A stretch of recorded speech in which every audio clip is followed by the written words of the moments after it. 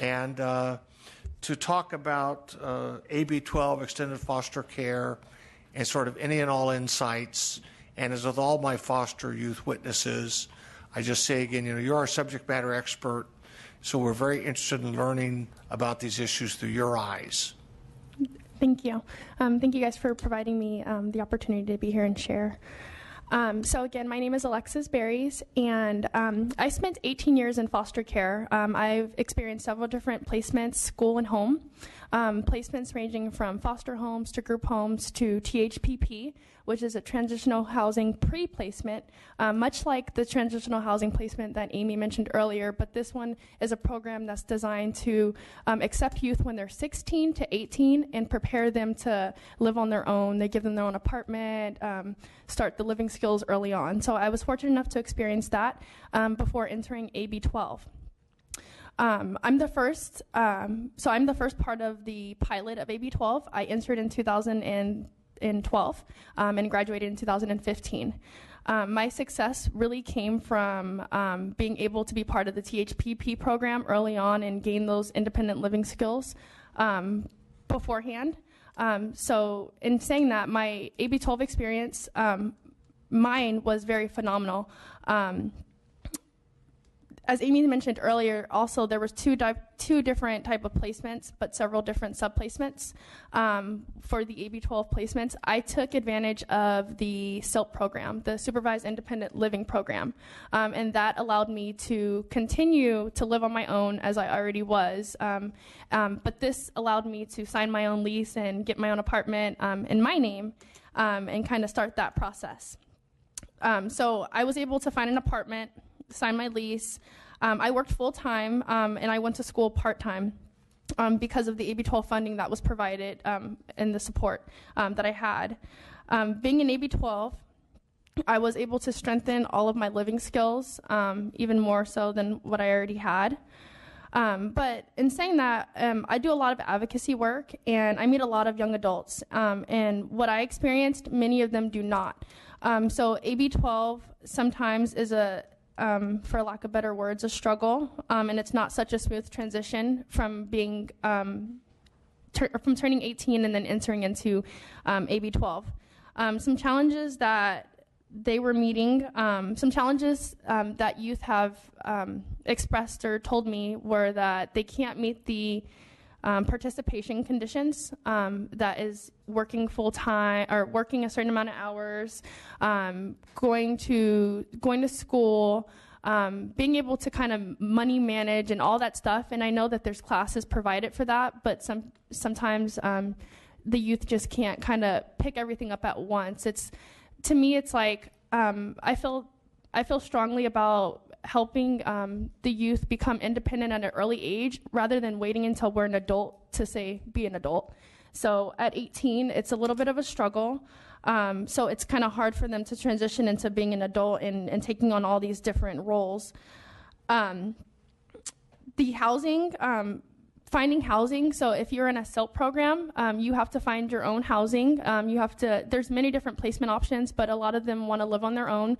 So you're encouraged to find your own place. But the challenges that come with that are just kind of like with everyday living for, people in normal families, finding a landlord that's going to accept you and your background, your credit, and things like that. So you may not get the best placement. You may have to settle for an apartment in a place that you don't want to be in, and as a young female or a young male, and you may be put into the wrong environment.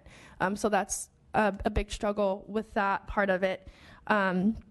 Also, I was told that from one of the youth that I actually sat on a panel with a few months ago, that it took her SILP placement 3 months to be approved. And that was a really, really big issue because she was faced with homelessness. And the issues came from the placements not being approved, not anything to do with her, but the landlord and, just different issues with structural things in the home. And so it just kind of set her process back, and she was homeless for 3 months. So she faced being homeless, and even youth that are in SILP, a lot of the times run that risk of being homeless or incarcerated. So that's a really big issue. Some of the youth feel like if they had the same social worker, and I myself feel the same way, if they feel like if they had the same social worker throughout the process, it would make the transition a little easier as well. So you go from dependency to non-minor dependent, and you receive a new social worker. And so what that does is it kind of takes that person that's been in your life for so long out of the equation and throws somebody else in there, and that doesn't set you up for stability. I myself had 4 different social workers in 3 years of my independent or my AB 12, and so I thought that was something that can be improved upon. And then, again, highlighting the independent living skills early on. I know that there's ILP classes, but some people are different learners. Some people just have to get out and do it on their own. So providing the opportunity for them to take on some skills, such as employment. I got my first job at 14, and I've been employed ever since. So just allowing that opportunity to build the skills when they're able to is a key. And then extending foster care, I think, past AB 12 that we mentioned, because not at 21 are we really still fully developed.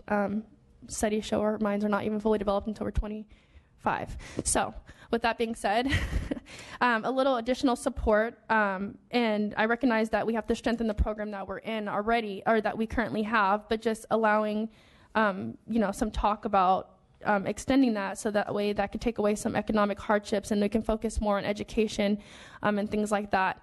Some of the highlights that I do want to note are the reentry, because being able to re-enter AB 12 after you've left for whatever reason is key, because it allows that flexibility and allows us to kind of take on a role as we're making our own life decisions.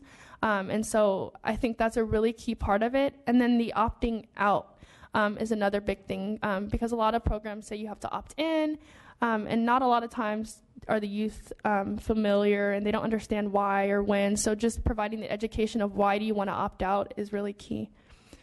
So those are just some of the things that I wanted to touch on, but I'm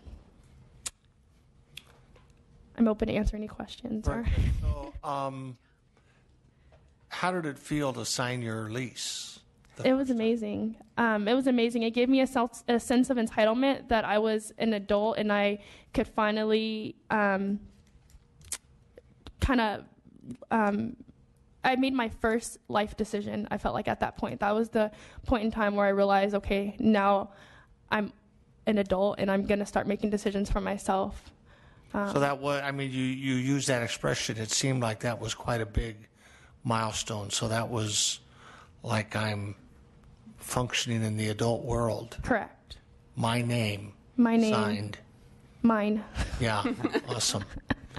Well, Alexis, do you have any questions? I'm going to turn to my colleague here, my staff colleague. Thank you very much. Thank you for being here. Thank you for participating. I started us a little slow, so we're actually doing pretty good on time, though I started us a little bit behind myself. So thank you very much for your joining us, and very, very valuable. Good job, Alexis. Thank you. Thank you. Thank you. Thank you very much. So as they retire, I'm going to invite forward now. Our second panel is on helping foster youth transition into adulthood through job training. So Sarita Cox with iFoster, a founder of that organization. Caswell Goodman is here. Very good, Caswell. Thank you very much. And Kim Roberts with Starbucks Coffee Company, and also Frankie Serrano. Delighted to have you here, Frankie. Thank you, sir. You could have brought the iFoster hat. I would have been fine with that. I was told to dress accordingly, so you know. Well, it's okay. You sitting right there? Oh, okay. Very good. And we're going to get a video going. So, did you enjoy watching that, Frankie? Huh? Do you enjoy watching that first panel? I remember recording it. Yeah, the first panel. Yeah, I enjoyed it. Actually, it totally hit me because I'm part of AB 12 as well. I just finished it this year because I'm 21, but it's been a tremendous help for me and helping me transition into adulthood, and I can't thank you guys enough for it. So Very good. So what's going to happen here, you're going to be just like Alexis there. You'll get the cleanup position. Everyone will go through here. So we're going to start here. Pardon me, Sarita, I had to. That's okay.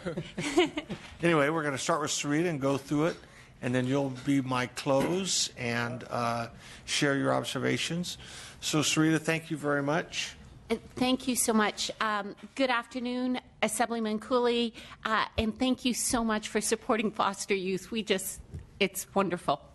My name's Sarita Cox. I am the co-founder and executive director of iFoster, and I'm honored to be here with our very close partners on our jobs program, to share our jobs program with you. Our program is a private-public partnership that is in its first year and has seen great employment results for our foster youth.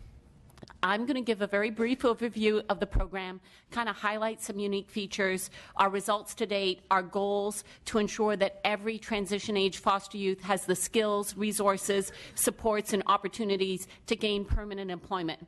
My colleague Caswell Goodman is the founder and CEO of Exceptional Quality Professional Development, and he's also our LA County trainer.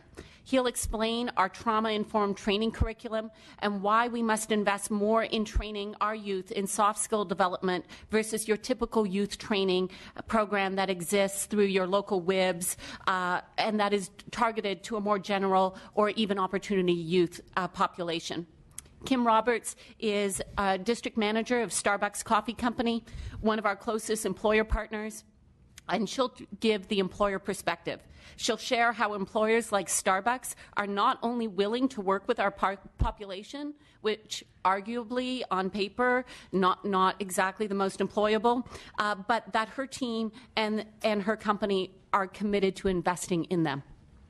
And finally, Frankie Serrano of Raley's, our first employee, a year plus on the job, and the standard by which we measure graduates of our program. There is Work Ready, and then there is Frankie Work Ready. And he'll share his experiences and why he believes programs like this are essential for youth transitioning out of foster care. So first, let's just start with the facts, just so that we're clear. Here in California, and by the way, this mostly comes from Chapin Hall, so thank you.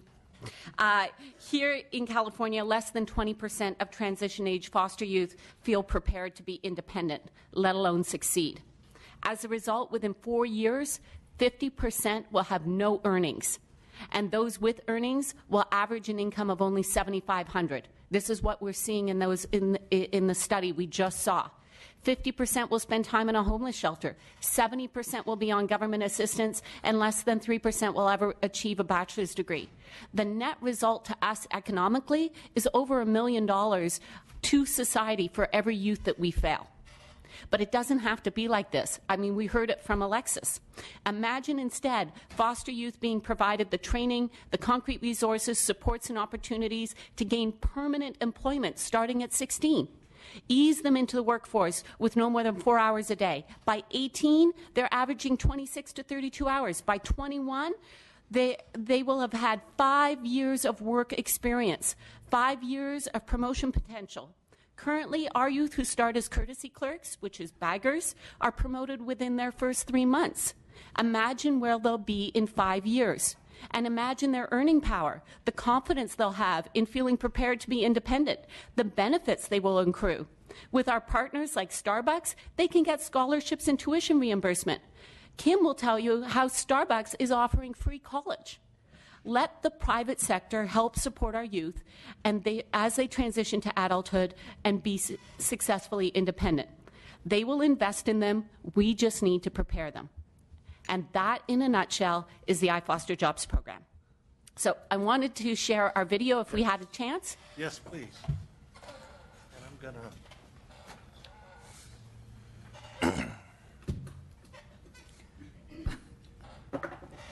self-help.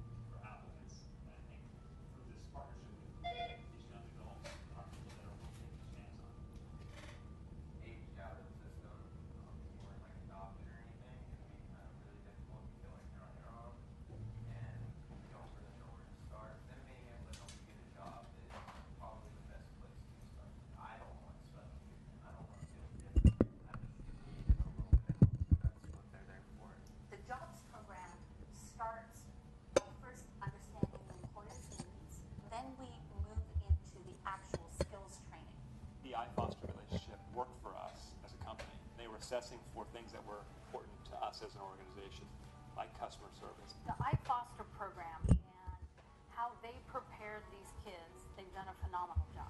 I have interviewed 2 and hired 2. What really got me was their eagerness. They're hungry in a good way. They want to be here. They want this job. I've been a foster child all my life, so Rayleigh's, me and the customers are creating a relationship to where they come back, they're like, oh, no, I want him to make my sandwich, or, oh, how's it going, Francisco? Oh, I'm doing all right, how are you? I think that I'm going to be at Rayleigh's for a long time. I think it's going to be more than just, a college job. Looking at Frankie as just an individual, his passion and his dedication and his vision to want to do better in life kind of reminds me of myself.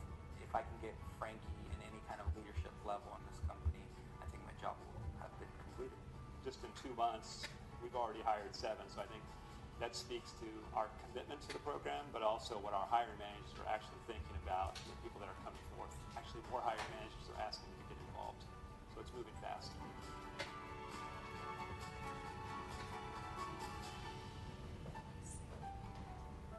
The iFoster Jobs program will give them skills and a job-based community, if you will, into which they can then bridge themselves into young adult. There's tremendous potential for our young adults, our young people in the foster care system, not only in Placer County, but throughout the state, throughout the country. The iFoster job program is much more than just getting you a job. They want to bring people with them through the doors that can't be opened alone. I think this program that we've created with iFoster can actually transcend just the grocery industry into all retail because it works. You can start to see this roll out in different counties throughout the state of California and across the United States. I'm 110% behind this program.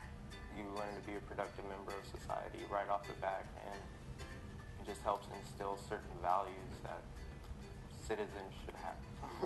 I already really like it. It's something that, I wake up and I know I have work that day, and I'm like, I got work today. All right, cool. Having a job is important to me because it means, that if you're a part of society, you're doing something.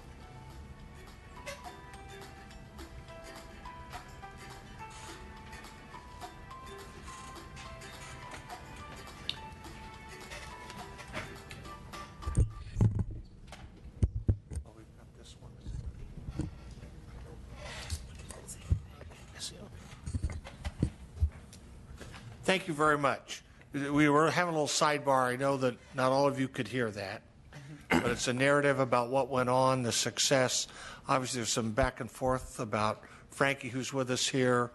A part of the iFoster program, which was discussed there, was working with the employers to understand their needs, because it's not just sending the youth in sort of Hail Mary, good luck, but understanding the organizational fit. What is it that the organization needs? What are the characteristics of their workforce? What's the culture? And so then able to kind of assist the youth in understanding that, which is sort of the soft skills point I think you were talking about. And I know, Caswell, we're going to hear from you here momentarily. But, I've had the chance to visit with the iFoster folks a good bit. Met them recently at an event over at Rayleigh's Field just a week and a half or so ago. So thank you very much for bringing this. It puts it all together. And for those of you who couldn't hear everything, I'll just assure you, you would have greatly enjoyed it. And you can go to www.ifoster.org and watch it. Yeah, very good. Can I share some statistics? Please. So we just celebrated our first year. Frankie's our first employee #1, and we've rolled out in Placer and LA County. We currently have our first cohort training in Riverside and San Bernardino, and we're super excited that Sacramento is next up on the list. I do want to stress that the program is a collaboration with local transition age youth agencies. This is not all just iFoster. We currently have over 50 agency partners who we work with to locally implement the program, leveraging their expertise, their resources, and their talent. And Caswell's a great example of that, a partnership in LA, which is anchored with the Alliance for Children's Rights, the Opportunity Youth Collaborative, and the TAY Collaborative. Needless to say, we really like collaboration. Our results are noteworthy. We have over 100 youth hired in 2 counties already. 150 youth are currently training right now in the pipeline. We have a 100% hire rate and a 90% retention through 6 months. iFoster youth are working between 26 and 32 hours per week and have contributed over 178,000 hours worth of work to the workforce. They've already earned over $1.8 million. We have 20 promotions, 5 college scholarships through our employers, 1 Employee of the Year, and 16 companies participating, including some of the largest companies in the world, Starbucks, Mondelez Nabisco, and now PepsiCo. We're waiting for Coke. What started with Frankie and Rayleigh's has really grown exponentially because, exactly as you said, Assemblyman Cooley, there are 4 key principles. We start with, we know what your employer wants and who they are. What are the core competencies they're looking for? What makes a great employee? And what are their values and cultures? We make sure that our training builds those core competencies and addresses the deficits in soft skills, and Caswell will go through that in more detail. We then assess youth and to see if they're work ready for competitive work, and then match them to a job and an employer where they will be most successful. Unfortunately, not everybody is going to excel as a barista at Starbucks, and Kim will tell you more about how we actually do matching. And we make sure youth have the resources and supports they need. Going back to what we just heard from Chapin Hall, if our youth don't have housing stability, transportation, we work with a zone of employability. We will not put a youth for a job that they can't get to. Cell phone, we work with Lifeline, and we leverage Lifeline to ensure that every one of our kids have cell phones with unlimited voice, unlimited text. Interview and work clothes, we have Interview Boutique Days that is in partnership with Paul Mitchell, Dress for Success and Men's Warehouse. 2/3 of our youth, as Chapin Hall said, are parenting, so we have to think about childcare. We put job coaches and a support network in place as well. And just to give you an example of how life happens and how we have to be there, for our kids, Caswell spent the last several weekends taking a youth to find a car. This young man had just gotten a job offer from Nabisco to be a merchandiser, and on his way home from his interview, and this is not made up, he got cut off and his car was totaled. Only having collision insurance didn't cover it. So here is a young man who got a great job, and now he has no way to get there. And his work is, or work in his sales territory. And of course, you can't get a car for $700, which is all he had from the scrap. So iFoster stepped in with our resource fund to bridge the difference, part grant, part no interest loan. But you know, we don't have to worry about him because he'll be good for it. Last I heard, he has 4 schools competing for him to play football and study kinesiology. But without that small investment and Caswell's time and advice, none of these opportunities would have been achievable. No car, no job, no money to go to school. Because even if you have a full ride scholarship, there are still bills to pay. So that's it. That's our 4 fundamental program elements. We have over 50 child welfare agencies, 16 employer partners, 100 youth employed, and we're on track to hit 500 youth employed this year in California. That is our goal. What we would love to ask your support for is to think about recognizing that traditional workforce trainings that target a broad spectrum of youth are insufficient to adequately prepare our foster youth, and Caswell will talk to that, and help us attract more employers like Starbucks through helping us through an employer tax credit. We currently have one that we're working with on the Hill federally, tied to the employer tax credit for veterans. We've already developed significant support in the House and Senate and are working in partnership with industry, of course, to make this happen. With our public-private partners here, including the California Grocery Association, we'd love to work on something similar here in the state of California. And thank you very much. And I'd love to turn it to Caswell. Thank you, Sarita. Thank you very much. Caswell, greetings. Good afternoon, Assemblyman Cooley. Once again, my name is Caswell Goodman. I'm the CEO and founder of Exceptional Quality Professional Development, which is a consulting firm in the greater Los Angeles area. To provide context, my professional background includes close to 18 years of providing direct services to foster youth through DCFS, Department of Juvenile Justice, public school systems, family case management agencies, adoption teams, transitional housing programs. I've been able to recognize that the acquisition of employment is a transformative concept for many foster youth. It translates to far more than just a paycheck. It's actually a lifeline, and in many cases, it's the only form of support for many foster youth. One of the agencies that I currently provide consultation for is the Los Angeles Transition Age Youth Collaborative, which is a collaborative between 5 agencies within the greater Los Angeles area who essentially deliver services to a very similar population. They're financially supported as a collaborative through private funds, the Deutsche Foundation and the Hilton Foundation to be specific. And the collaborative is responsible for delivering a workforce development curriculum that was created by Dr. Lauren Gates at Columbia University. It's called the World of Work Curriculum. It's a phenomenal example of a comprehensive curriculum that addresses 23 competencies that equate to about 35 hours of in-class training. They address some of the more important yet understated aspects of the job search process that leads to establishing sustainable career paths, some of those soft skills that Sarita alluded to earlier. The major differences and advantages of this particular curriculum model is the inclusion of soft skills and social engagement that allows growth for these youth in particular. Just to name a few of the components of this particular curriculum, there's something called a peer support component, which enhances social skills. And say that again, the what? It's called the peer support component. Peer support. Yes, Gotcha. it's a very critical part of this particular component. We honestly believe that the youth will learn more with each other, with individuals that are going through the same exact scenario that they're facing in their particular city or their region. And so with the peer support model, it piggybacks off of what the initial panel mentioned when they said that there are vocational supports, emotional supports, tangible supports. We totally agree with that statement. Yeah. When these youth can see another one of their peers make it or go through different challenges and they support one another, it's a growing experience. They grow from it, they become a part of each other's support network, and it's a very critical component of what we're currently doing. Since I can't help myself, I will point out that across the street, we have the state's first office building, and when they built that building, office building one, we call it the Unruh Building, 1923. It's interesting. You ask yourself, what do you carve in the granite of the state's first office building as a message to posterity? And what they carved in the granite was "Bring me men," of course that means people, to match my mountains. It was a statement taken from early Californians to get here had to get over this mountain range to the east. And they generally did not do it alone.